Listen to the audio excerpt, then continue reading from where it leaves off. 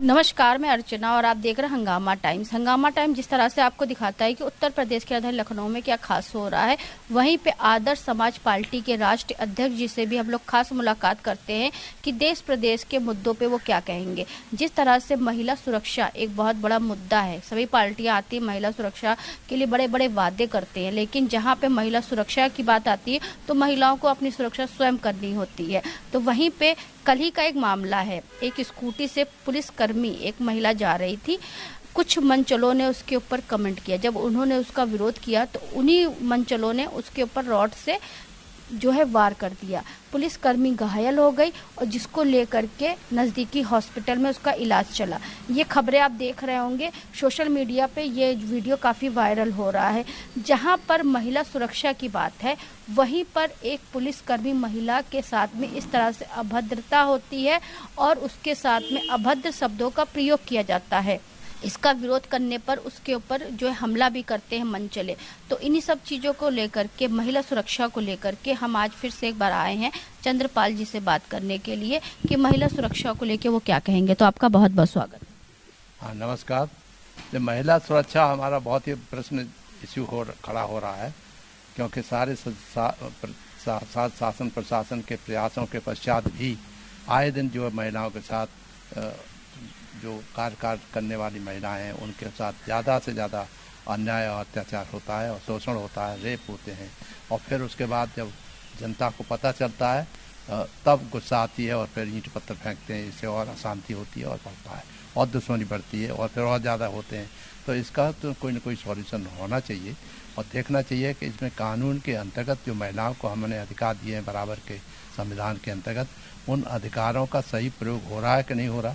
Specially जो संविधान का प्रयोग कहाँ हो रहा है। अभी बलरामपुर की घटना है कि जहाँ पर केस दायर हुआ, दुष्कर्म हुआ, केस दायर हुआ, सजा भी मिली, लेकिन आरोपी ने पीड़ित पक्ष के ऊपर दबाव दिया कि अगर केस वापस नहीं लोगे तो तुम्हारे साथ में कुछ भी हो सकता है, जिसके चलते पीड़िता की मौत भी हो गई। ऐसे मामले बहुत से हैं, क्योंकि इस तरह के गुंडे, बदमाश और राजनीति में अपराधी घुस गए हैं और वो राजनीतिक अपराधी जो हैं बड़े बड़े ऊंचे पदों पर बैठे हैं, वो संरक्षण के देते हैं, तभी बिना संरक्षण के ये कार्य नहीं हो सकता है। और उसकी बात है तो पुलिस का जहाँ तक संबंध, हम पुलिस में रहे हैं, सख्त से सख्त कार्रवाई फ़ौरन होनी चाहिए।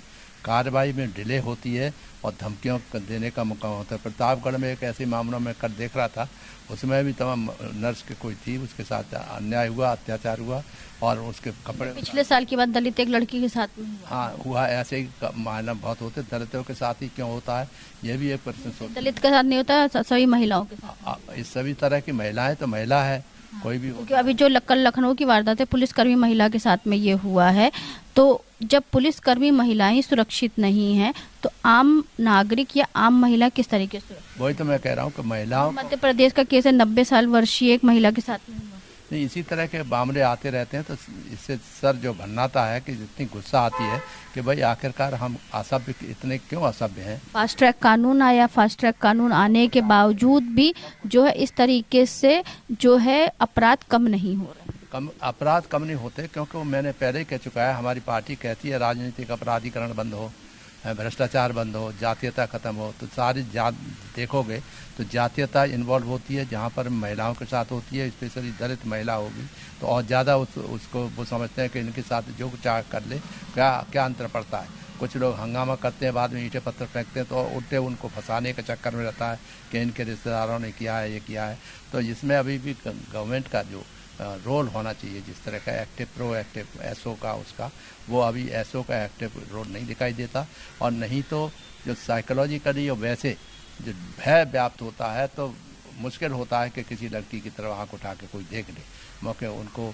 आपको क्या लगता है ऐसे जो अपराध होते हैं, जो ऐसे घिनौने अपराध होते हैं, उस पर अपराधियों को क्या सज़ा मिलनी चाहिए? नहीं, अपराधियों के लिए कानून बनी हुई है, कानून के अंतर्गत करें। मगर कानून में भी आपने देखा कि हाई कोर्ट और सुप्रीम कोर्ट के जजेस के निर्णय में भी छोड़ छाड़ देते हैं उनको। अभी जो है उन्नाव का पीड़िता का रेप केस आपने देखा है, साइकिल वाला देखा है, जहाँ पे उसके बाप को जो है मार दिया गया, साथ में उसका एक्सीडेंट हो, उसको कितनी बड़े दुख की बात है। इसीलिए तो हम जैसा आदमी जो कानून की व्यवस्था करने में एक अकेला एज ए डीएम गाजियाबाद और सीतापुर वगैरह, एडीएम मुरादाबाद, बरेली रहे हैं। आप कोई भी इतिहास उठा के देख ले कि हमने किसी भी बिना उसको छोड़ा नहीं है। तो सख्त से सख्त फ़ौरन कार्रवाई मौके पे पहुंच जाते थे। और मैं समझता हूँ एक्सेसिबिलिटी ज़रूरी है। यहाँ इंसिडेंट होता है तब तक पुलिस पहुंचती नहीं है, तो उसको गुस्सा जनता को ये लगता है ना कि जो है, जो हमारी न्याय प्रणाली है, यानी कानून व्यवस्था, वो सही नहीं है। नहीं, केवल न्याय प्रणाली नहीं है, केवल पुलिस से लेकर के सबसे पहला रोल तो पुलिस का आता है। FIR दर्ज ही नहीं होती और FIR दर्ज नहीं होती। हमारे पास एक डॉक्टर लड़की है हमारी, जो इसमें नर्व्स के बीमारियों का इलाज करती है। वो बता रही थी कि उससे किसी उसके मोहल्ले के लड़के ने आदमी करके 1 लाख रुपए करीब ठग लिया है। और वो कई बार शिकायत कर चुकी है, मगर कोई सुनने वाला नहीं है। मैंने भी बात की और किसी ने नहीं सुना। मैं कह रहा हूँ, मैंने बेटे तुझे मैं लेके DG के पास चलूँगा और उनके सामने पेश करेंगे कि ऐसे ठगियाई, जो काम करने वाली लड़की है, बेचारी मेहनत कर रही है, उसको ठगने वाले हैं, मगर उनके खिलाफ कोई कार्रवाई नहीं हो रही। तो ऐसे बहुत से मामले हैं जो इग्नोर करते हैं लोग। तो इग्नोर करना कानून के खिलाफ क्यों, सख्त से सख्त कार्रवाई होनी चाहिए। आपको क्या लगता है किस तरीके से कानून आना चाहिए, या फिर आपकी सरकार आती है तो क्या व्यवस्था है? देखिए, हमारी सरकार तो जो है, पहली बात तो है कि सर्वेक्षण हर एक के साथ में, हर आदमी के जैसे सर्वे कर रहे हैं ना सब, सर्वे में ये भी होना चाहिए कि कौन आदमी किस प्रवृत्ति का है, कितना क्रिमिनल है, खूंखार है, बदमाश है, हिस्ट्री शीटर है, कुछ है, उनके हमेशा पैरवी होनी चाहिए, उनके ऊपर निगाह रखनी चाहिए। जिसे कहना चाहिए पेट्रोलिंग, सर्विलेंस बहुत ज़रूरी है। और इसके द्वारा पुलिस की संख्या तो बहुत बढ़ गई है, सब कुछ हो गया है। एक छोटे से इंसिडेंट के लिए 50 पुलिसमैन खड़े रहते हैं, मगर वास्तव में इफेक्टिवनेस बहुत कम है। क्योंकि जहाँ भीड़ आती है तो पुलिस भी घबरा जाती है कि ये क्या हो रहा है। आदत ऐसी पड़ गई है जैसे वो समझते हैं भीड़ तंत्र ही, अपराध तंत्र ही सब कुछ सफलता प्राप्त कर सकता है। इसीलिए पहले जनता जो भीड़ तंत्र और इस तरह के अपराधी तंत्र में के सामने अपने को सरेंडर कर देती है, और इंसिडेंट होते रहते हैं, भाग जाते हैं, ईंटें पत्थर फेंकते हैं। कितना ख़राब लगता है कि एक सभ्य भारत में हम लोग जो इस तरह से ईंटें पत्थर फेंक के आपसे में लड़ते हैं, हिंदू मुसलमान, और धर्म और जात के नाम पर। और स्पेशली यहाँ पे धर्म जात को छोड़ करके महिलाओं की जो बात है उस पर, हाँ, तो धर्म जात से महिलाओं से बहुत इन्वॉल्व है। क्योंकि ये देखा गया है कि जो कमज़ोर वर्ग की महिलाएं हैं और जो एक्टिव है थोड़ा सा बोलने लगी है, और बोलने वाली लड़कियों के ऊपर तो और ज़्यादा अटैक करते हैं लोग। इसलिए जात के आधार पर और अपराधीकरण के जो भ्रष्टाचार है उनके आधार पर ये संख्या बहुत ज़्यादा बढ़ती चली जा रही है। दुख की बात यह है, अन्यथा तो पहले कोई सोचता भी नहीं था। हर लड़की को अपने गांव में ही देख लिया, हर गांव में, मैं अपने गांव में रहा हूं और देखा है कि हर लड़की को वहाँ अपना भाई बनता था। कोई भी ऐसा नहीं है जो अपने गांव की लड़की के साथ टेढ़ी निगाह से देख भी लिए। मगर आज उल्टा हो रहा है।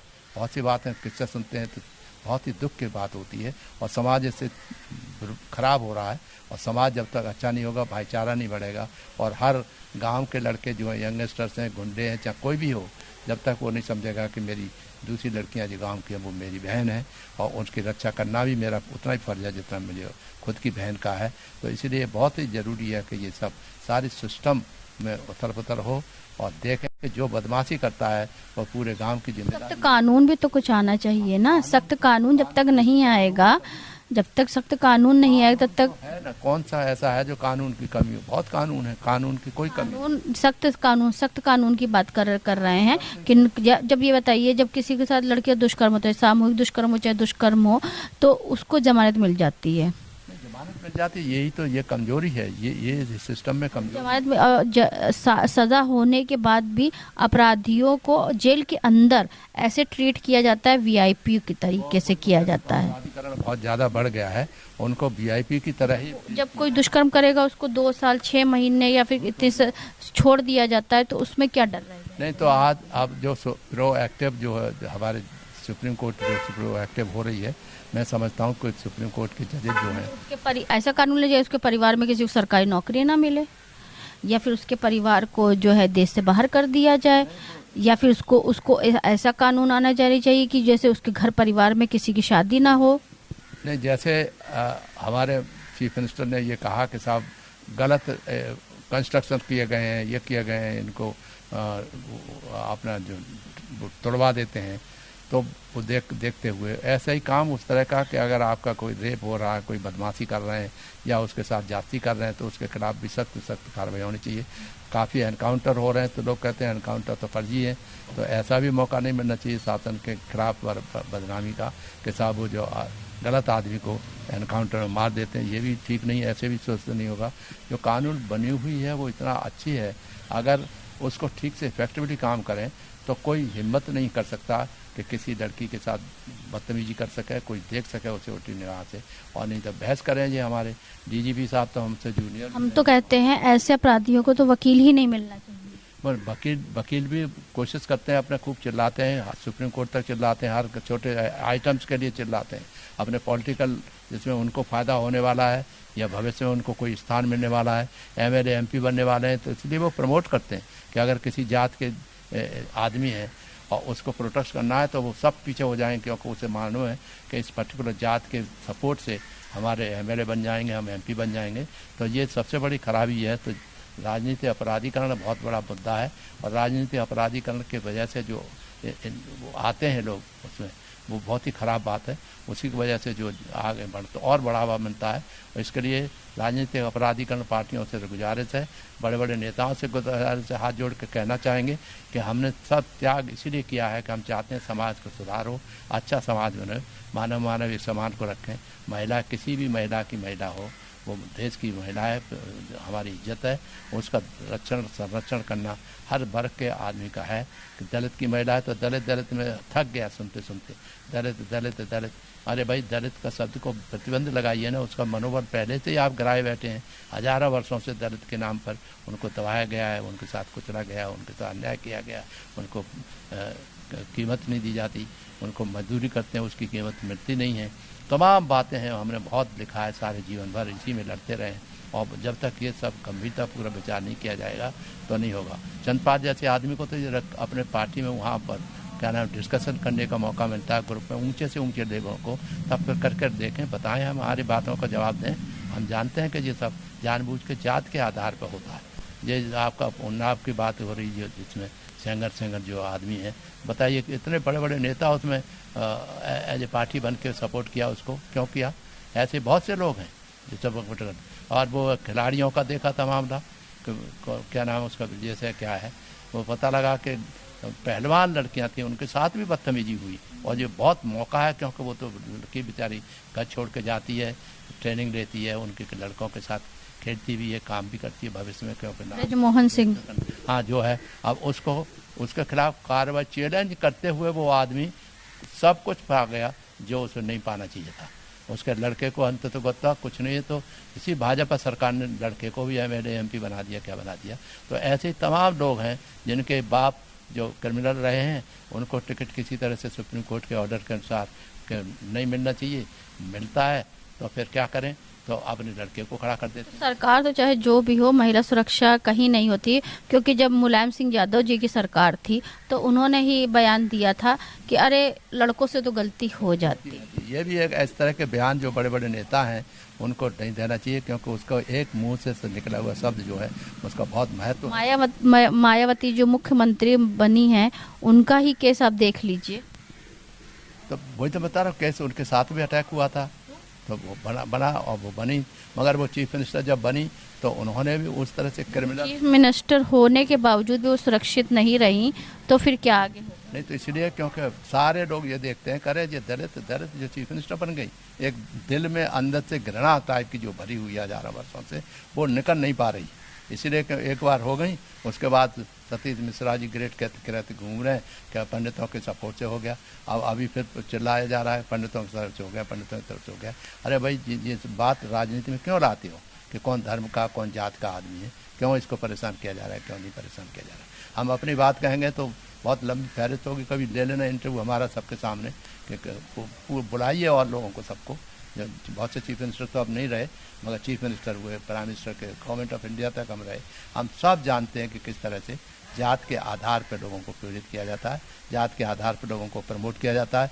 अब हम कितने साल 2008 में रिटायर हुआ था, अभी MSc PhD डिलीट हूँ, मगर कभी किसी ने नहीं कहा कि आप जो क्या कर रहे हो, क्यों कर रहे हो, आप हमारे साथ आ जाओ, पॉलिटिकली आ जाओ, उनके साथ क्यों उनके दबाव में गुंडागर्दी साथ रहो, उनको साथ गुंडागर्दी में सपोर्ट करो, बेईमानी में सपोर्ट करो। है इसलिए भ्रष्टाचार हटाओ, ये सब कहते हैं जीरो टॉलरेंस, सब फर्जी बात करते हैं। जीरो टॉलरेंस चाहें अगर होम मिनिस्टर और प्राइम मिनिस्टर, तो ऐसा हो नहीं सकता कि अपराधीकरण बंद नहीं हो, भ्रष्टाचार बंद नहीं हो।